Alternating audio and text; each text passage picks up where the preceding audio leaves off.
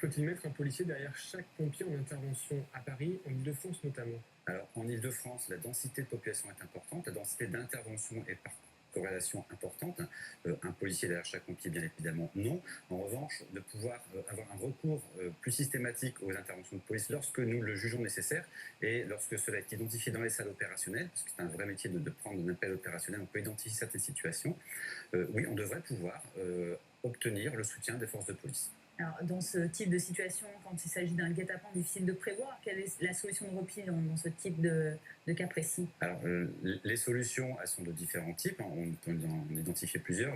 La première, c'est le nombre d'intervenants dans les ambulances. On entend dire que parfois, il faudrait réduire le nombre de sapeurs-pompiers dans les ambulances pour des questions budgétaires.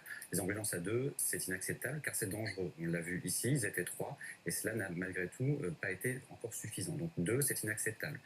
Ensuite, on peut se poser la question de la formation pour ce type d'intervention, parce qu'on n'est pas sur du secours organique, au sens où les gens ne saignent pas, ne sont pas en arrêt cardiaque, ne sont pas. Voilà. Donc on est sur un secours un petit peu différent. Et psychologique plus. Un peu psychologique, mais néanmoins du secours d'urgence. Et il faut former nos personnels à cela, à l'aide des services de santé et de secours médicaux, à l'aide des sapeurs-pompiers, à l'aide de différents intervenants. Il faut qu'on adapte nos pratiques à ce genre de situation qui est